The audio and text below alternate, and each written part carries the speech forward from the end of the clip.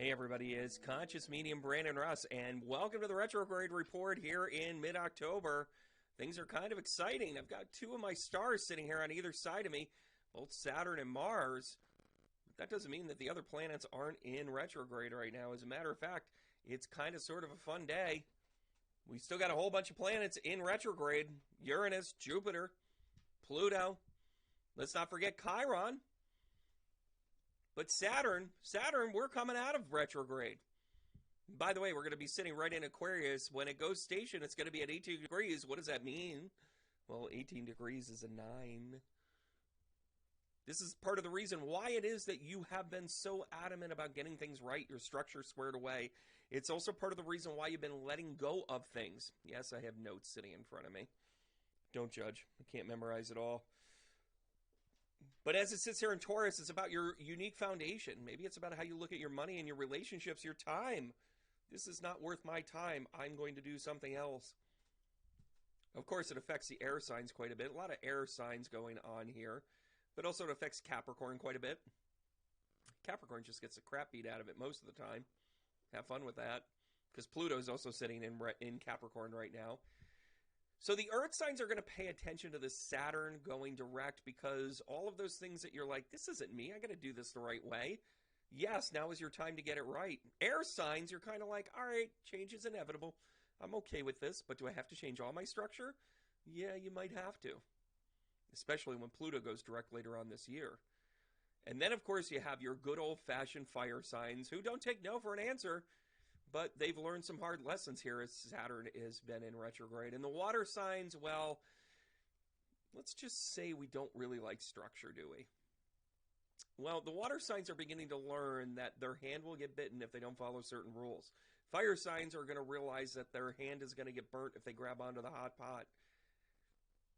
Both of those signs are going to be paying attention to as Saturn goes direct. Now, it being a 9, it's also kind of the end cycle.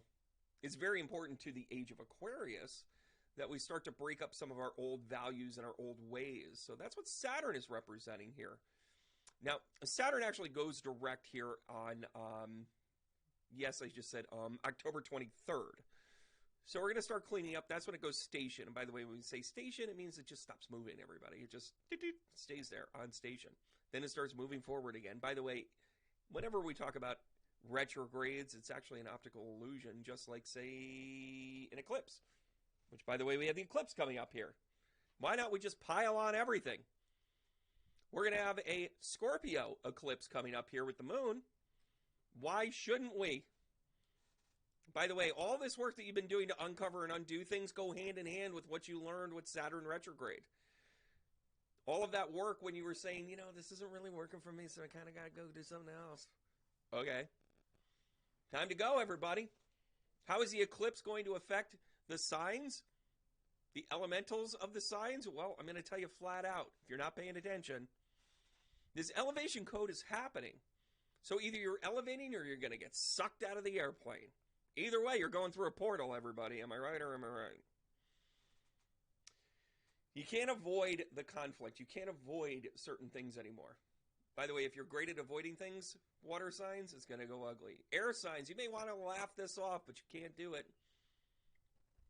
Fire signs, you might want to try, you know, you think you're going to outshine everybody. You're going to outclass everybody. Take a deep breath. This is one of the spots where the earth signs are actually going to come out way ahead. Structure change? All right. I'm going to do it my way. Yes, you are. Then let's take a look at our friend Mars.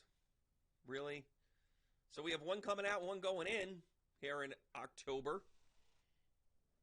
Mars goes retrograde on October 30th, just in time. Just in time. Now, Mars going in retrograde in Gemini is kind of sort of a fustercluck. Yep, I just said that. We are going to have some really difficult, erratic energy coming up here with Mars going in retrograde. So Saturn did you the favor to get your foundation squared away. You better have your stuff together, because when Mars goes retrograde in Gemini, it's going to be the erratic bitch that it looks like on paper. You're also going to have challenges that you didn't address before that will come out of the things that you didn't clean up. And you're like, really? Thanks a lot. By the way, by the time we go Mercury retrograde here at the end of December again, that's when it's really going to double punch it if you haven't done this. Because with Mercury and Mars in retrograde at the end of the year, going into next year, boy, oh boy, that's going to be a New Year's resolution like you've never seen before. But Mars plays a part in this. In the worldview, and by the way, thank you so much for tuning into Whiskey and Bagels. Love you forever, Penny. Mwah. We know that in world conflict, when it comes to Mars, this is where erratic stuff happens. This is where we invade countries. This is where we bomb people. This is where blah, blah, blah, blah, all the negative stuff, right? It's also where unpredicted outcomes tend to happen. Personally, you've got to pay attention to this Mars in retrograde. If you are an air sign, you have to look at this, that your behavior might become a little bit erratic, right? You yourself, Gemini, being sitting right in there, you're like, I don't know why I'm doing this. I would never do this. But here I am wearing a furry costume running in the middle of the Super Bowl. Like, you're going to do crazy stuff, right? Then for fire signs, it's going to be more of that impulsivity. Aries, you're trying to prove a point. Leo, you're trying to get out front. Sagittarius, you're trying to save the world, but you'll get erratic with this. Pay attention, because you don't want to come out of this Mars retrograde adopting 2,000 animals. Am I right or am I right? Yeah, I'm right. Water signs, you've got this intrinsic challenge with Mars being this warlike thing and Gemini being this trine energy that you naturally have. Because you want to like Gemini all the time, but not when they're pissed off, right? So here's the dynamic of this. Cancerians are going to be like, why is my home like this? I got to turn it upside down, right? Scorpio are just going to be like, oh yeah, you want a piece of this? I'm going to give you a piece of this.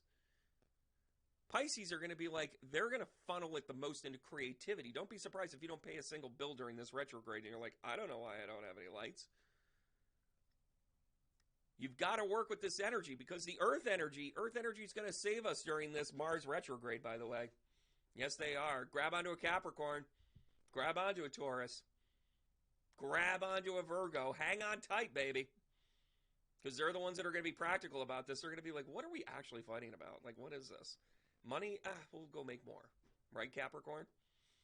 You're going to sit there as a Taurus and go, yeah, but I don't really want to do this. This isn't worth my time. Taurus has done a great job at evaluating their time value of money up to and including what their energy is. So, of course, they're going to be like, yeah, whatever. And Virgos are going to be like, yeah, that doesn't serve me, so I'm going to go ahead and do something else. By the way, Virgo might look a little bit like they're using people during this time. No. They are just protecting their energy. And screw you, I was here first. This is my life vest. Pay attention during this Mars retrograde, because one of the things that is going to come out of this is who is by your side.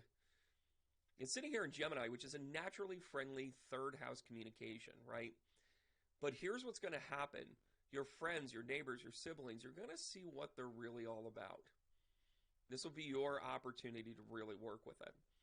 I know that there's a whole lot more with some of these retrogrades, talking about how Uranus is going to come out of it, Neptune's coming out of it later this year, Pluto's coming out of it this year. I'm going to talk more about that in future ones, but I wanted to come to you and let you know what's going on for the rest of October, so then you can prepare yourself, so you can get yourself grounded, get yourself squared away, and ride this wave, everybody.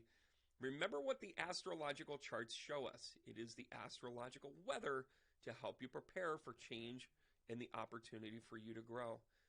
Can't wait to see you guys. Right now, I'm going to give each other the heart tap, tell each other we care and love for each other, and to remind you to simply keep going. I want to thank you guys for being part of the retrograde report. Thank you so much for being part of my scene here, and keep going.